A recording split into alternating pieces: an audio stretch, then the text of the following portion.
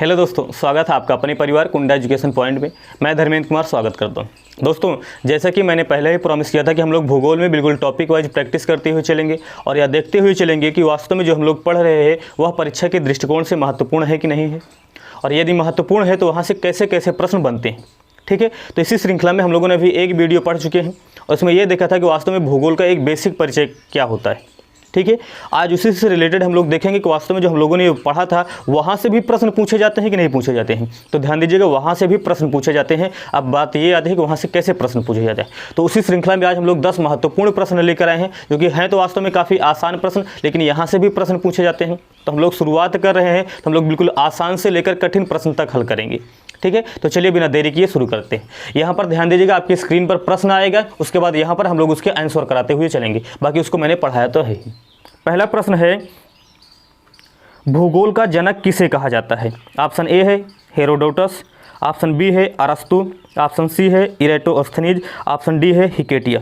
तो बताइए, भूगोल का जनक किसे कहा जाता है? हो सके तो कमेंट कीजिएगा कि पहले का कौन सा सही है, दूसरे का कौन सा सही है। इससे क्या होगा कि हाँ, कम से कम आपको पता तो रहेगा कि कितना सही किए हो।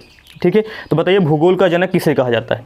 तो ध्यान दीजिएगा, इसका सही उत्तर होगा ऑप्शन डी। भूगोल का जनक कहा जाता है हिकेटियस का। इसका मतलब ये है कि पहले का कौन सा सही होगा, तो पहले का सही होगा डी। थोड़ा ध्यान से समझिएगा, मैंने ये पहले ही पढ़ाया है कि वास्तव में हिकेटियस को भूगोल का जनक कहा जाता है। क्यों कहा जाता है? क्योंकि हिकेटियस ने ही सबसे पहले भौगोलिक तथ्यों को क्रमबद्ध करने का कार्य किया था।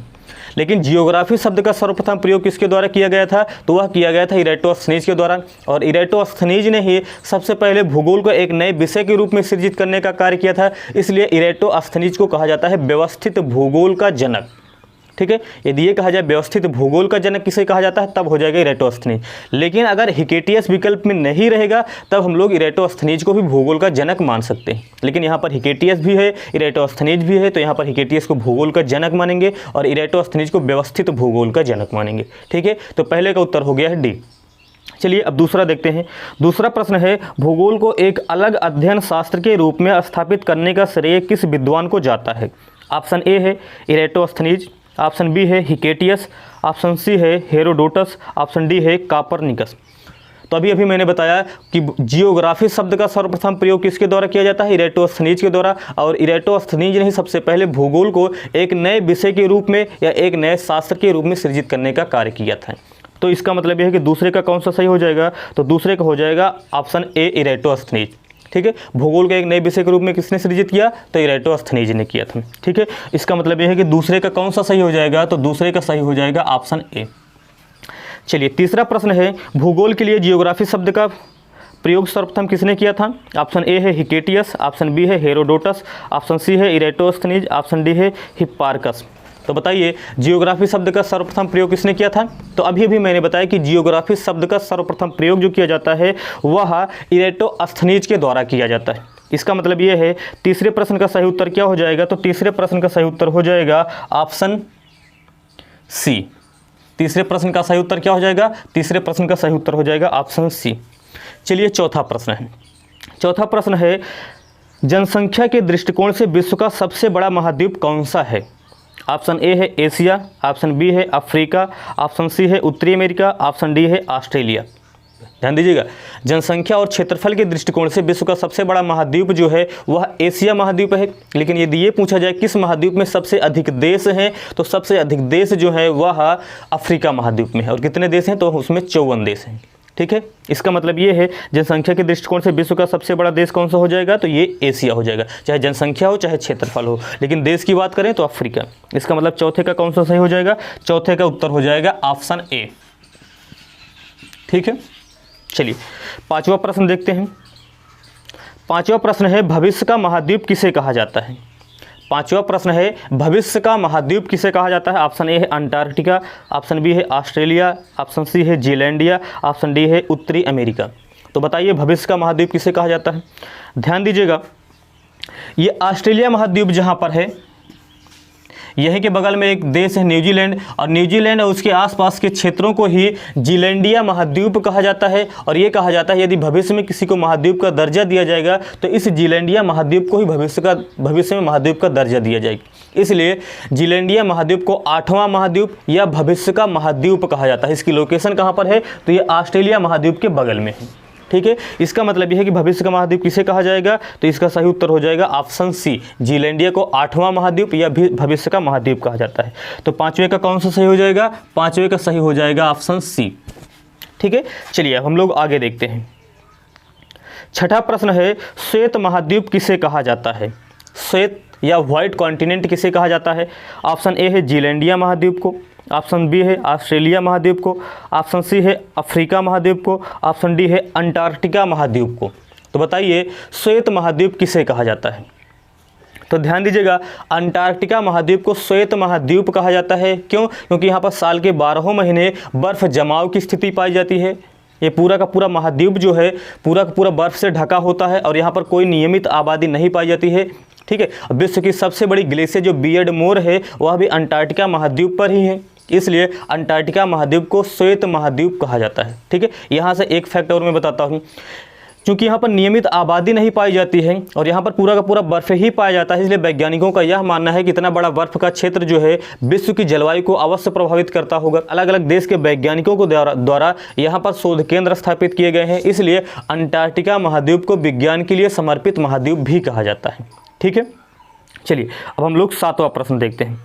7वां प्रश्न है, विज्ञान के लिए समर्पित महाद्वीप किसे कहा जाता है। वही प्रश्न अभी मैंने एक्सप्लेन किया है। ऑप्शन ए है ऑस्ट्रेलिया महाद्वीप, ऑप्शन बी है अंटार्कटिका महाद्वीप, ऑप्शन सी है उत्तरी अमेरिका महाद्वीप, ऑप्शन डी है एशिया महाद्वीप। तो बताइए विज्ञान के लिए समर्पित महाद्वीप किसे कहा जाता है, तो वही अंटार्कटिका महाद्वीप। क्यों, क्योंकि यहाँ पर बहुत सारे वैज्ञानिक शोध केंद्र स्थापित किए गए।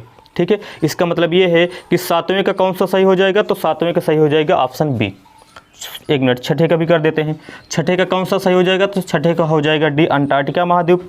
7वें का कौन सा सही हो जाएगा, 7वें का भी हो जाएगा ऑप्शन बी, अंटार्कटिका महाद्वीप, इसका भी। और 8वां अब हम लोग देखते हैं, 8वां, 9वां और 10वां। चलिए अब हम लोग देखते हैं 8वां। 8वां है, विश्व का सबसे गहरा महासागर कौन सा है। तो ध्यान दीजिएगा, हम लोग जानते हैं कि पृथ्वी पर 7 महाद्वीप एवं 5 महासागर पाए जाते हैं। और महाद्वीपों की बात करें तो सबसे बड़ा महाद्वीप एशिया महाद्वीप हो जाता है, उसके बाद अफ्रीका, उसके बाद उत्तरी अमेरिका, उसके बाद दक्षिणी अमेरिका, उसके बाद अंटार्कटिका, उसके बाद यूरोप और सबसे छोटा महाद्वीप ऑस्ट्रेलिया महाद्वीप हो जाता है। ये तो 7 महाद्वीप हैं। लेकिन अगर महासागर की बात करें तो हम लोग जानते हैं कि पृथ्वी पर 5 महासागर पाए जाते हैं। और कौन कौन से हैं, तो प्रशांत महासागर, अटलांटिक महासागर, हिंद महासागर, अंटार्कटिका महासागर, दक्षिण में है तो इसी को दक्षिणी महासागर कहा जाता है, ऊपर आर्कटिक महासागर या उत्तर में है तो उत्तरी महासागर। और इसमें प्रशांत महासागर विश्व का सबसे बड़ा एवं सबसे गहरा महासागर है। इसका प्रशांत महासागर विश्व का सबसे बड़ा एवं सबसे गहरा महासागर है। और सबसे छोटा महासागर आर्कटिक महासागर है। ठीक है, इसका मतलब ये है कि विश्व का सबसे गहरा महासागर कौन सा है, तो ध्यान दीजिएगा 8वें का सही उत्तर हो जाएगा ऑप्शन ए। और प्रशांत महासागर में ही एक मेरियाना ट्रेंच है, मेरियाना ट्रेंच है जो विश्व की सबसे गहरी खाई भी है। ठीक है, चलिए अब हम लोग 9वां प्रश्न देखते हैं। 9वां प्रश्न है, प्रशांत महासागर किस महाद्वीप से सीमा साझा नहीं करता। ध्यान से प्रश्न को पढ़िएगा, ये पूरा का पूरा मैपिंग से, क्योंकि मैंने मैपिंग आपको कराया था। तो आप लोग बताइएगा प्रशांत महासागर किस महाद्वीप से सीमा साझा नहीं करता। इसके लिए मैं इस चित्र को देखिए और इस चित्र के माध्यम से आप खुद समझ जाओगे कि प्रशांत महासागर किस महाद्वीप से सीमा साझा नहीं करता। ध्यान दीजिएगा, ये वाला भाग जो है ये प्रशांत महासागर है और देख सकते हो कि कौन कौन से सीमा साझा करते हैं, कौन कौन से सीमा साझा नहीं करते हैं। तो इसका ऑप्शन ए है उत्तरी अमेरिका करता है, दक्षिणी अमेरिका करता है, एशिया महाद्वीप करता है, यूरोप नहीं करता है। इसका मतलब ये है 9वें का सही उत्तर हो जाएगा ऑप्शन डी। चलिए अब 10वां प्रश्न वही है, किस महाद्वीप में सबसे अधिक देश हैं। ये मैंने भी पहले ही प्रश्न के एक्सप्लेन में बताया था कि किस महाद्वीप में सबसे अधिक देश हैं। ठीक है, तो इस प्रश्न का उत्तर हम नहीं बताएंगे। मैंने बताया था कि जनसंख्या और क्षेत्रफल के दृष्टिकोण से एशिया महाद्वीप सबसे बड़ा है, लेकिन देश सबसे ज़्यादा किस महाद्वीप में पाए जाते हैं वहाँ पर मैंने एक्सप्लेन किया था। तो 10वें प्रश्न का आप लोग उत्तर कमेंट बॉक्स में जरूर बताइएगा। ठीक है, इससे हमें भी तो पता चलेगा कि वास्तव में आप सीरियस होकर पढ़ रहे हो कि नहीं पढ़ रहे। ठीक है, तो आज यहीं पर समाप्त कर रहे हैं। वास्तव में ये प्रश्न काफ़ी आसान थे, लेकिन यहाँ से भी प्रश्न पूछे जाते हैं तो हम लोग सारी की सारी चीज़ें कवर करते हुए चलेंगे ताकि एक भी प्रश्न आपसे न छूटे। तो चलिए आज यहीं पर समाप्त करते हैं। वीडियो कैसा लगा कमेंट करके जरूर बताइएगा। पसंद आए तो ज़्यादा से ज़्यादा शेयर कीजिएगा, लाइक कीजिएगा। यदि नए हैं तो चैनल को सब्सक्राइब करके बेल आइकन की घंटी जरूर बजा दीजिएगा ताकि जब भी वीडियो अपलोड किया जाए तो उसकी नोटिफिकेशन आपको मिल जाए। धन्यवाद।